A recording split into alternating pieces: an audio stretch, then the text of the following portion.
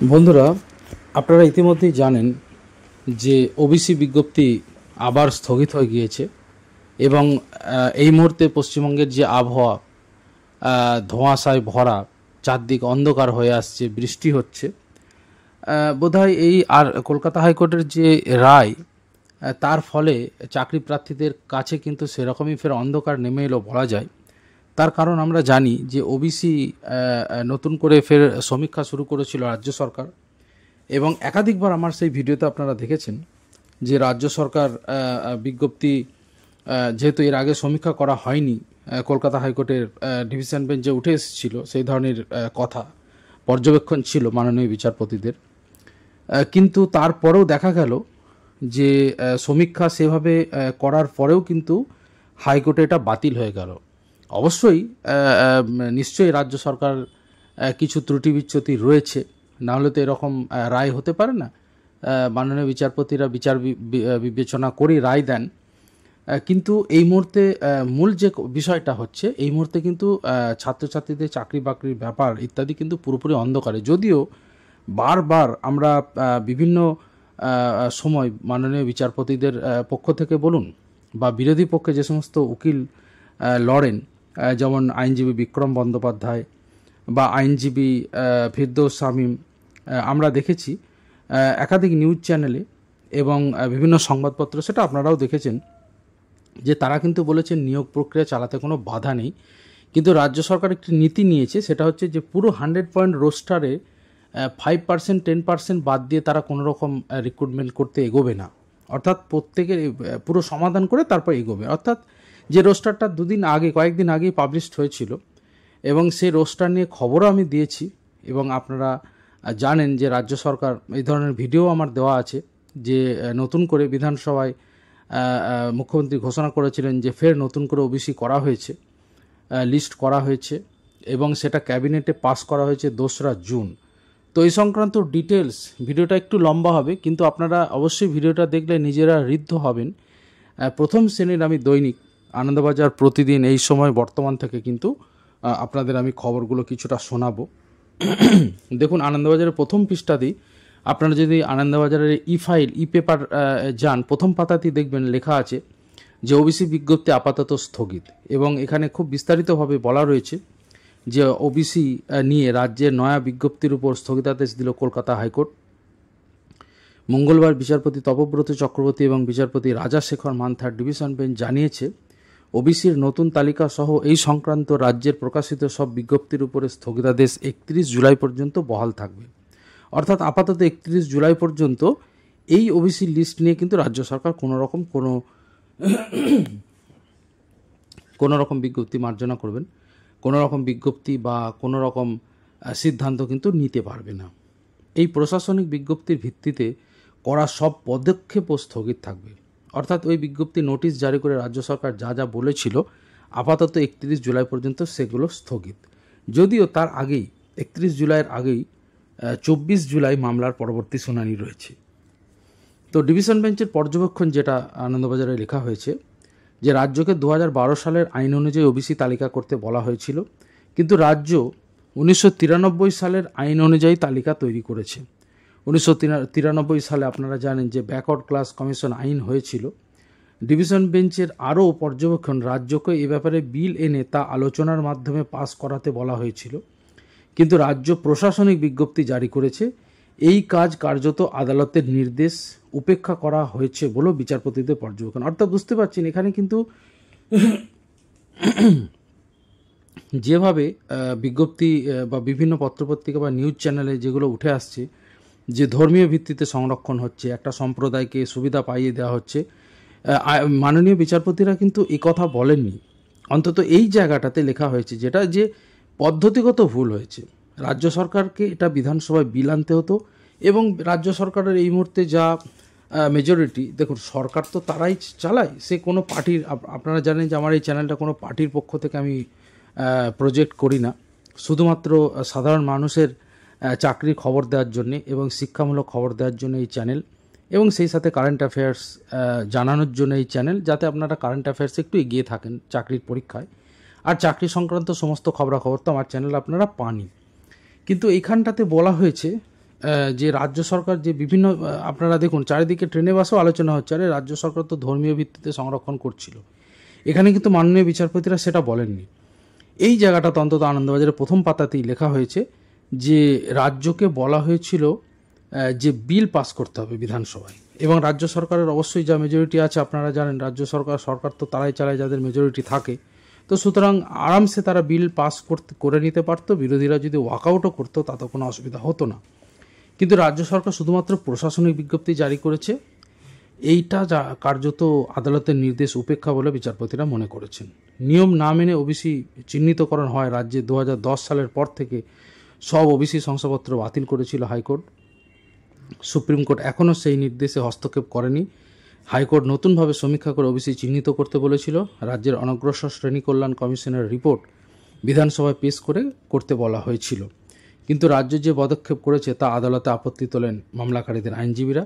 সোমবার এই মামলার শুনানিতে আদালতও রাজ্যকে একাধিক প্রশ্নে বিঁধেছিল, এই সংক্রান্ত সব তথ্য পেশ করতেও বলেছিল। এদিন বিচারপতি মান্থা রাজ্যের উদ্দেশ্যে প্রশ্ন করেন, আপনারা সুপ্রিম কোর্টকে জানিয়েছেন আপনারা সমীক্ষা করছেন, আপনারা কি জানিয়েছেন যে বিজ্ঞপ্তি জারি করেছেন? রাজ্যের অ্যাডভোকেট জেনারেল কিশোর দত্ত জানান যে রাজ্য যা করেছে তা ত্রুটিপূর্ণ কিনা সে ব্যাপারে সুপ্রিম কোর্টের নির্দেশ ছাড়া হস্তক্ষেপ করা উচিত হবে না। বিচারপতি চক্রবর্তী রাজ্যকে বলেন, আপনারাও তাহলে নয়া তালিকা নিয়ে এগোবেন না, সুপ্রিম কোর্ট কি বলছে দেখুন। অর্থাৎ রাজ্য সরকার এবং কলকাতা হাইকোর্ট উভয়ই সুপ্রিম কোর্টের দিকে কিন্তু আপাতত সুপ্রিম কোর্টের দিকে কিন্তু তাকিয়ে আছেন। রাজ্য অবশ্য দাবি করে যে তারা বৃহত্তর স্বার্থে এগোচ্ছে। রাজ্য কেন বিল হিসেবে পেশ না করে প্রশাসনিক বিজ্ঞপ্তি জারি করে নয়া ওবিসি করলো সে নিয়ে প্রশ্ন তোলেন বিচারপতি মান্থা। রাজ্যের কৌশলী কল্যাণ বন্দ্যোপাধ্যায় বলেন, বিল এনে আইন তৈরি করা একমাত্র পথ নয়। এদিন অবশ্য রাজ্য যে তথ্য সামনে এনেছে তাকে প্যান্ডোরার বাক্স বলে উল্লেখ করেছেন বিচারপতি চক্রবর্তী। তিনি বলেন, আমরা বলেছি হয় আপনারা আপাতত প্রক্রিয়া বন্ধ রেখে সুপ্রিম কোর্টের অর্ডারের অপেক্ষা করুন, অথবা আমাদের অর্ডার দিতে দিন। কিন্তু রাজ্য গোড়ার বক্তব্য কোর্টের আগের রায়ের ব্যাখ্যা দিচ্ছে, আমরা কাজ বন্ধ করার নির্দেশ দিতে চাইনি। অর্থাৎ মাননীয় বিচারপতি বলছেন যে তারা কিন্তু কাজ বন্ধ করতে চাইছিলেন না। সুপ্রিম কোর্টও আমাদের রায় স্থগিতাদেশ করেনি, তাই এগোতে চাইলে 2010 সালের আগের 66টি সম্প্রদায়কে নিয়ে এগোন। অর্থাৎ যেহেতু সুপ্রিম কোর্ট হাইকোর্টের রায় স্থগিতাদেশ দেয়নি, সেই জন্যই কিন্তু এই রায়টা মানে কলকাতা হাইকোর্ট এই সমীক্ষাটি এই বিজ্ঞপ্তি মানে কি বলবো এই রায় দিয়েছে যে আপাতত সব কিছু বন্ধ থাক, আপাতত স্থগিত থাক, যেহেতু হাইকোর্টের রায় কিন্তু সুপ্রিম কোর্ট এখনও কোনো স্থগিতাদেশ দেয়নি। এদিন নির্দেশের পরে মামলাকারীদের আইনজীবী বিক্রম বন্দ্যোপাধ্যায় ও সুদীপ্ত দাশগুপ্ত বলেন, সরকার 1.5 মাসে কিভাবে সমীক্ষা করলো তা স্পষ্ট নয়, তাই সমীক্ষা থেকে প্রাপ্ত তথ্যের সহায়তা নিয়ে প্রশ্ন রয়েছে। দেখা যাচ্ছে আগেরবার বাতিল হওয়া কিছু শ্রেণীকেই ঘুরপথে ফের মান্যতা দেওয়ার চেষ্টা চলছে। এদিনের স্থগিতাদেশের পরে এসএসসির নতুন নিয়োগে ফর্ম পূরণ নিয়ে অনেকে ধন্দে পড়েছেন। তাদের মতে রাজ্যের বিজ্ঞপ্তির ভিত্তিতে ফর্ম পূরণ শুরু হয়েছিল, 24 জুলাই পরবর্তী শুনানি, অথচ 14 জুলাই ফর্ম পূরণের শেষ দিন। এদিকে গত 13 জুন রাজ্য শ্রম দপ্তর মডেল 100 পয়েন্ট রোস্টার প্রকাশ করে সরকারি দপ্তরে শূন্য পদে কোথায় কত সংরক্ষণ আছে তা জানিয়েছিল। এই রোস্টারে অসংরক্ষিত পদের পাশাপাশি তফসিলি জাতি, জনজাতি, আর্থিক দুর্বল শ্রেণীর পদ এবং ওবিসি এ এবং ওবিসি বি গোত্রেরও উল্লেখ ছিল। অফিসারদের একাংশের অনুমান এদিন আদালতের আদেশের পরিপ্রেক্ষিতে এই তালিকাও কিন্তু স্থগিত হয়ে গেল। অর্থাৎ পুরো ওবিসি ম্যাটারটাই এখন, অর্থাৎ এতদিন যেমন সব কিছু ধামাচাপা ছিল, কিন্তু এখন সেটাই কিন্তু দেখা দিচ্ছে। অর্থাৎ সেই আর এখন কিন্তু কোনো কিছু এগোবে না। বর্তমান পত্রিকাতেও লেখা হয়েছে যে মঙ্গলবারের নির্দেশের ফলে স্কুল কলেজে ভর্তি এবং চাকরিতে নিয়োগের ক্ষেত্রে 140টি শ্রেণীকে অন্তর্ভুক্ত করে জারি হওয়া ওবিসি নয়া বিজ্ঞপ্তি কার্যকর হবে না। ওবিসি সংরক্ষণ 7% থেকে বাড়িয়ে 17% করার যে সিদ্ধান্ত রাজ্য সরকার নিয়েছিল তাও স্থগিত হয়ে গেল। যদিও নতুন করে ওবিসি তালিকায় অন্তর্ভুক্ত হওয়া 76টি শ্রেণীর ক্ষেত্রে স্থগিতাদেশ জারি করা হয়েছে, আগের 66টি শ্রেণীর জন্য নয়। ফলে স্নাতকে ভর্তির কেন্দ্রীয় পোর্টালের যাবতীয় প্রক্রিয়াও জারি থাকবে। হাইকোর্টের নির্দেশের পর বিষয়টি নিয়ে সুপ্রিম কোর্টের দৃষ্টি আকর্ষণ করা যায় কিনা সে ব্যাপারে আইনি পরামর্শ নিচ্ছে রাজ্য সরকার। অর্থাৎ বর্তমানের খবর যে রাজ্য সরকার আইনি পরামর্শ নিচ্ছে যে এরপরে রাজ্য সরকার সুপ্রিম কোর্টে যায় কিনা। অনগ্রসর শ্রেণী কল্যাণ কমিশনের ভিত্তিতে রাজ্য নতুন ওবিসি বিজ্ঞপ্তি জারি করার পরই চ্যালেঞ্জ হয় কলকাতা হাইকোর্টে। মঙ্গলবার বিচারপতি চক্রবর্তী এবং বিচারপতি মান থার্ড ডিভিশন বেঞ্চে এই মামলার শুনানিতে কেন্দ্রের তরফে অতিরিক্ত সলিসিটর অশোক চক্রবর্তী দাবি করেন, কেন্দ্রীয় মন্ত্রিসভার বৈঠকে চেয়ারম্যান হিসেবে প্রধানমন্ত্রী national commission of backward classes বা এনসিবিসির বৈঠকে ওবিসি নিয়ে দুটি সম্প্রদায়ের মধ্যে পরিবর্তনের কথা উঠে আসে, আর সেই পরিবর্তন সংক্রান্ত তথ্য রাজ্যের কাছে তলব করেছিল এনসিবিসি, তা রাজ্য দেয়নি। কিন্তু দুটি সম্প্রদায়ের মধ্যে ওবিসি সংক্রান্ত পরিবর্তনের ফলে ডেঞ্জারাস ডেমোগ্রাফিক এফেক্ট পড়বে। রাজ্য অনগ্রসর শ্রেণী কমিশন স্বাধীনভাবে সিদ্ধান্ত নেয়নি, ফলে এটা গ্রহণযোগ্য কিনা সেই প্রশ্ন থেকে যাচ্ছে। রাজ্যের তরফে অ্যাডভোকেট জেনারেল কিশোর দত্ত মামলাটির গ্রহণযোগ্যতা নিয়ে প্রশ্ন তুলে বলেন, বিষয়টি সুপ্রিম কোর্টে বিচারাধীন, সেখানে সমীক্ষার কথা জানানো হয়েছে, তালিকাও জমা দেওয়া হবে, ফলে অপেক্ষা করা উচিত। রাজ্যের এই বক্তব্যের প্রেক্ষিতে বিচারপতি মান্থা চক্রবর্তী বিজ্ঞপ্তি জারি করা নিয়ে নানান প্রশ্ন তুলে অন্তর্বর্তী স্থগিতাদেশের নির্দেশ দেন। যদিও অ্যাডভোকেট জেনারেল বলেন, আমাদের বিরুদ্ধে অভিযোগ উদ্দেশ্য প্রণোদিতভাবে কোনো সম্প্রদায়কে আমরা সুযোগ করে দিচ্ছি, কিন্তু মামলাকারী অমলচন্দ্র দাস কে, তার কি উদ্দেশ্য রয়েছে? জনস্বার্থ মামলায় জনগণের স্বার্থ দেখা উচিত। তিনি আগে কোনো পদক্ষেপ করেননি, হঠাৎ আদালতে এসে বলছেন কেন? তিনি কোনো সম্প্রদায়ের উদ্দেশ্য নিয়ে আদালতে এসেছেন তা নিয়ে প্রশ্ন রয়েছে। ডিভিশন বেঞ্চ তখন জানায়, মামলার গ্রহণযোগ্যতার বিষয়ে রায় আগে থেকেই উল্লেখ করা রয়েছে। বিচারপতি মান্থা বলেন, হাইকোর্ট নির্দেশ দেওয়ার আগে পর্যন্ত গত 15 বছর ধরে কিছু সম্প্রদায়কে ওবিসি তালিকাভুক্ত করে বাড়তি সুবিধা দিয়ে আসা হয়েছে। আইন বলছে 10 বছর অন্তর সমীক্ষা করতে হয়, তাহলে রাজ্য কেন সমীক্ষা করে দেখেনি যে সুবিধা পাওয়ার ফলে তাদের কি সামাজিক পরিবর্তন হয়েছে? কেন আদালতের নির্দেশ মতো বিধানসভায় বিল পাস করে বিষয়টি নির্ধারণ করা হলো না? উত্তরে এজি জানান, বিষয়টি বিধানসভায় পেশ করা হয়েছে, মুখ্যমন্ত্রী বিরোধী দলনেতা এই বিষয়ে আলোচনায় অংশ নিয়েছেন, ড্রাফট কপি দেওয়া হয়েছে, কিন্তু তখন গেজেট প্রকাশ হয়নি। বিচারপতি চক্রবর্তী তখন বলেন, আমরা 66টি সম্প্রদায়কে নিয়ে কিছু করিনি, তাদের নিয়ে প্রক্রিয়া চালিয়ে যান, আমরা কোনো নির্দেশ দিতে চাইনি। সুপ্রিম কোর্টে মামলা রয়েছে, আপনারা পদক্ষেপ নেওয়ার আমাদের মামলা শুনতে হচ্ছে। এরপরই সওয়াল করতে গিয়ে আইনজীবী কল্যাণ বন্দ্যোপাধ্যায় বলেন, আপনাদের রায়ে কিছু গ্রে অর্থাৎ অস্পষ্ট অংশ রয়েছে। হতে পারে আমি ভুল, আমি সংসদের কমিটিতে রয়েছি। 2015 সাল থেকে কেন্দ্রীয় কমিশন কোনো রিপোর্ট জমা দেয়নি। তিনিও সুপ্রিম কোর্টের জন্য অপেক্ষা করার কথা বলে আদালতের কাছে অন্তর্বর্তী নির্দেশ না দেওয়ার আর্জি জানান। বলেন, সুপ্রিম কোর্টের জন্য অপেক্ষা করা উচিত। যদিও মূল মামলাকারীদের আইনজীবী এস শ্রীরাম দাবি করেন, রায়ে কোনো গ্রে অংশ নেই। অর্থাৎ বুঝতেই পারছেন যে একটা টানটান উত্তেজনা ছিল হাইকোর্টে, বাদী বিবাদী উভয় পক্ষ থেকেই। তো এখন আপাতত কিন্তু সবই স্থগিত হয়ে গেল। বর্তমান পত্রিকায় রাজাশেখর মান্থা বিচারপতি মন্তব্য করেন, সমীক্ষার বিষয়ে বলেছেন, কিন্তু বিজ্ঞপ্তি জারির কথা বলেছেন কি? আদালতের তরফে বিষয়টি বিধানসভায় বিল পেশ করে আলোচনার ভিত্তিতে পাস করাতে বলা হয়েছিল, কিন্তু তা করা হয়নি। অন্যদিকে তপব্রত চক্রবর্তী বলেন, যেহেতু সুপ্রিম কোর্টে বিচারাধীন, তাই বিষয়টি নিয়ে রাজ্য অপেক্ষা করতে পারত। যে বিজ্ঞপ্তি জারি হয়েছে সে ব্যাপারে সিদ্ধান্ত নিক সুপ্রিম কোর্ট, ততক্ষণ এই বিজ্ঞপ্তির উপর স্থগিতাদেশ বজায় থাকে। অর্থাৎ বুঝতেই পারছেন পুরো ব্যাপারটা এখন সুপ্রিম কোর্টের হাতে চলে গেল।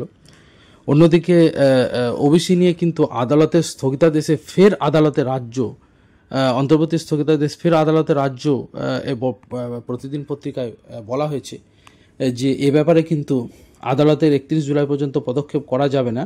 হাইকোর্ট এ ব্যাপারে স্থগিতাদেশ দেওয়ায় ভর্তি সংক্রান্ত ফের সমস্যা হতে পারে। যদিও এদিন বিচারপতি চক্রবর্তী এবং বিচারপতি মান থার্ড ডিভিশন বেঞ্চ জানিয়েছে 2010 সালের আগে পর্যন্ত যে তালিকা রয়েছে তা নিয়ে কিন্তু ভর্তি প্রক্রিয়া এবং নিয়োগ প্রক্রিয়া সব কিছু করা যাবে। অর্থাৎ এই অন্তর্বর্তী স্থগিতাদেশ পরে অবশ্য উচ্চ আদালতে যাওয়ার বিষয়ে আইনি দিক দেখা শুরু করেছে তৃণমূল সরকার। অর্থাৎ বুঝতে পারছেন যে এখন এই যে রায় হয়েছে, এই রায়ের পরে সুপ্রিম কোর্টে যাওয়া যায় কিনা সে ব্যাপারে কিন্তু কথাবার্তা বলছেন, আইনি পরামর্শ তারা নিচ্ছেন। এটা কিন্তু প্রতিদিন পত্রিকায় লেখা হয়েছে। অর্থাৎ বুঝতেই পারছেন যে একটি বিরাট ঘটনা ঘটে গিয়েছে, যে এর আগে ওবিসি তালিকা হলো এবং সেটা 2010 থেকে পুরোপুরি বাতিল হয়ে গেল আপনারা জানেন লোকসভা ভোটের জাস্ট আগে। আবার এখন বিধানসভা ভোটের জাস্ট আগে রাজ্য সরকারের যে নতুন বিজ্ঞপ্তি ছিল সেটাও খারিজ হয়ে গেল। তো সব মিলিয়ে ওবিসি জট কোনো মতেই কাটছে না এবং সুপ্রিম কোর্টে কি হয় সেটার জন্য কিন্তু এখন সবাইকে অপেক্ষা করতে হবে এবং আমরা অবশ্য চাইব যে এই সমস্যা মিটে যাক এবং চাকরি বাকরি ভর্তি প্রক্রিয়া সব কিছু শুরু হোক, এটাই কিন্তু সবাই চাইছেন। বাংলার জনগণ অবশ্যই এটা চাইছেন। অন্যদিকে আইনজীবীরা বিবাদী উভয় পক্ষে বিরোধী পক্ষের আইনজীবীরা কিন্তু বলেছেন একটি সম্প্রদায়কে সুবিধা করার জন্য এই রায় দেয়া হয়েছে। মার্জনা করবেন, এই একটি গোষ্ঠীকে সুবিধা করে দেওয়ার জন্য রাজ্য সরকার এইভাবে ওবিসি লিস্ট করছে বলে বিভিন্ন আইনজীবীরা কিন্তু বিরোধী আইনজীবীরা অভিযোগ করেছেন। অন্যদিকে অ্যাডভোকেট জেনারেল বলেছেন যে ওবিসি মামলার জন্য সব নিয়োগ প্রক্রিয়া, কলেজে ভর্তি ইত্যাদি সব কিছু আটকে যাচ্ছে এবং মামলাটা সুপ্রিম কোর্টে বিচারাধীন, তাই এখন কোনো রায় না দেওয়া উচিত। যদিও আদালতও বলেন যে ঠিক আছে ততক্ষণ পর্যন্ত অন্তত, অর্থাৎ ইন্টারিম স্টে থাকছে এবং এখন যতক্ষণ না সুপ্রিম কোর্টে এই নিয়ে কোনো রকম সিদ্ধান্ত নিচ্ছেন বা সুপ্রিম কোর্ট কোনো রকম সিদ্ধান্ত জানাচ্ছেন ততক্ষণ এই বিজ্ঞপ্তিও স্থগিত থাকবে। অর্থাৎ মূল ব্যাপার হলো এখন সুপ্রিম কোর্টের হাতে সব কিছু এবং সুপ্রিম কোর্টের উপর আমাদের সবাইকে কিন্তু এখন তাকিয়ে থাকতে হবে। তো অবশ্যই আমরা চাইব সুপ্রিম কোর্টে নিশ্চয়ই জুলাই মাসে, যতটা শোনা যাচ্ছে জুলাই মাসের 15-16 তারিখ করে হিয়ারিং হতে পারে। তো আমরা চাইব সুপ্রিম কোর্টের 15-16 তারিখে যে হিয়ারিং আছে ওই দিনই যেন একটা সমাধান হয়ে যাক। হয় এসপার নয় ওসপার বলে একটা শব্দ আছে, কেন যারা চাকরি বাকরি পরীক্ষা দেবেন তাদের কিন্তু অবস্থা এখন নিদারুণ। কেন এইভাবে দিনের পর দিন রাজ্য সরকার এক ধরনের একটা মনোভাব নিচ্ছেন, আবার বিরোধীরা আরেক ধরনের একটা মনোভাব নিচ্ছেন। এই জাঁতাকলে পড়ে মানে কোনো কিছু এগোচ্ছে না, সেটার যেন সমাধান হয় এটাই আমরা চাইব মহামান্য কোর্টের কাছে।